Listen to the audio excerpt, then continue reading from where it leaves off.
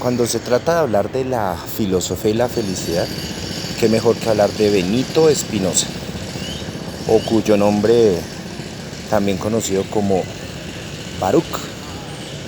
Este filósofo del siglo XVII, importantísimo en lo que tiene que ver sobre todo con la tradición semita de origen sefardí, en lo que ahora se conoce como la península ibérica, o mejor, la península ibérica, lo que ahora se conoce con las naciones-estado de España, Portugal. Durante más de 700 años, casi 800, la presencia islámica en el califato de Córdoba produjo una enorme cantidad de sabiduría, de ciencia, de teología. Y es precisamente allí, en la teología de origen hebrea, en la que Benito Spinoza logra producir una de las joyas de la literatura filosófica del mundo, una joya importantísima. En síntesis, se trata, es lo que quisiera decir por este momento, se trata de una racionalización, mejor una geometrización en la exposición de la teología de Benito Spinoza, que es una especie de relectura, si se tiene en cuenta el Tratado Teológico Político que en el anonimato él escribió, junto con la ética descrita al modo geométrico, como la intituló. Esta idea, me parece, de Spinoza de retrotraer la teología, la ética teológica del judaísmo, de lo mejor del judaísmo, y tratar de explicarla a los, comillas, racionalistas de la época, es decir, los cartesianos que estaban allí. Es interesante decir lo siguiente: Spinoza consideraba que solamente había, contrario a Descartes, una sustancia, no dos, y por sustancia se entiende en el lenguaje heredado de Euclides la causa y el efecto como una sola sustancia. Bueno, quiero hacer una aclaración. No se trata de rejambre euclidiano, la tesis de la causa y el efecto, eso más bien es de la matematización y de la racionalización de los siglos XVI y XVII en adelante, aunque hay mucho que decir sobre el siglo XVI. Bueno, volviendo al caso, para Benito Spinoza existe solamente una sustancia. Esa sustancia la puede uno entender como idea o la puede uno entender como cuerpo, pero son una sola sustancia. Este Dios que se llamamos, ya algunos lo entienden, digamos, como una secularización, es decir, puesta en tiempo y espacio, puesta en tiempos históricos, una racionalización de la teología judaica, tiene como resultado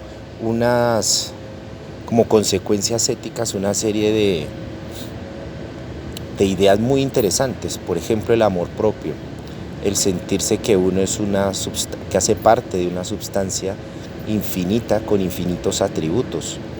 Solamente que nosotros participamos por nuestra condición de modo de ser de la sustancia, es decir, de la naturaleza o de Dios, que serían las dos formas de verlo. Participamos solamente de dos, de la pensante y la extensa, que serían las dos sustancias que Descartes creyó ver. En ese orden de ideas, si uno se considera una sustancia infinita, la idea de muerte se hace menos trágica, se estaría articulada más bien con una cuestión de eternidad, de infinitud, que explicaría muy bien el carácter infinito de una sustancia que no es estrictamente espiritual, sino que sobre todo es material. Y bueno, ahí no se hablaría del planeta Tierra, sino del cosmos. Y en tanto que el cosmos exista, Dios también existirá y viceversa. La idea central, me parece a mí, de esta ética, cuya teología es que existe solamente una sustancia y nosotros un modo de ser de Dios o de la naturaleza. Yo comulgo más con las ideas ateas, entonces sería o los modos de ser de la naturaleza. Uno de las principales ideas es la idea de conatus, que es una palabra en latín que tiene algo que ver con la permanencia de la unidad o de ese modo de ser que está en la naturaleza. Yo me lo imagino así, siempre he pensado en lo siguiente. Yo me imagino un montón de plastilina, que ese sería el modo de ser, el modo de la substancia, y que digamos con la plastilina tú haces un árbol, haces un perro, haces un ser humano. Esta sustancia que es la plastilina se configura, adquiere un modo de ser que sería el árbol, que sería el perro, pero a la larga son plastilina. El conatus consistiría en permanecer siendo árbol el mayor tiempo posible, permanecer siendo un ser humano el mayor tiempo posible, y eso es lo que se llamaría felicidad, eso es lo que se llamaría amor. Nietzsche intentó, me parece, hacerle una crítica al pensar que la felicidad no sería el mantener ese conatus, sino más bien potenciarse más allá de ese modo de ser de Dios.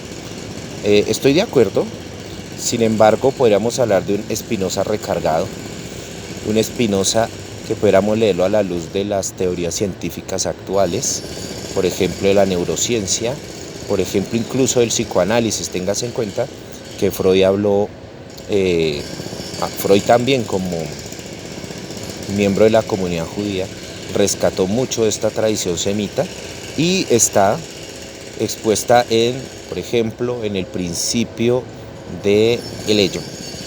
En el principio del ello me parece que estaría la idea de la voluntad de vivir presente en Spinoza, y que es intentar permanecer en armonía con el mundo, con la substancia.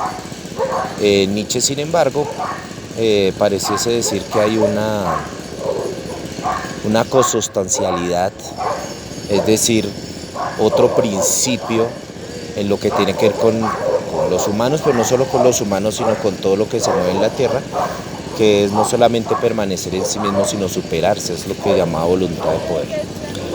Bueno, volviendo a Spinoza, a mí me parece entonces que esta idea del conatus, bien entendida, y una racionalización de los modos en que los modos de ser de Dios se relacionan entre sí, sería la sabiduría como tal. Entender cómo funciona la mente y el cuerpo de Dios es imposible porque son infinitos.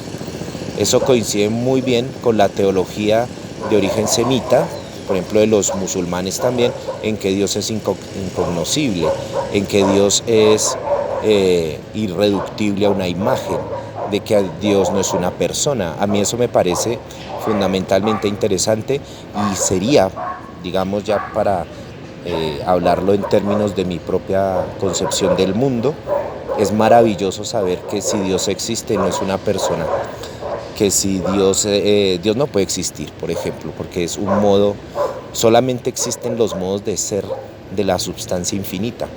Entonces, parafraseando un poco a Fernando González Ochoa, nuestro filósofo envigadeño, Dios no existe, Dios es.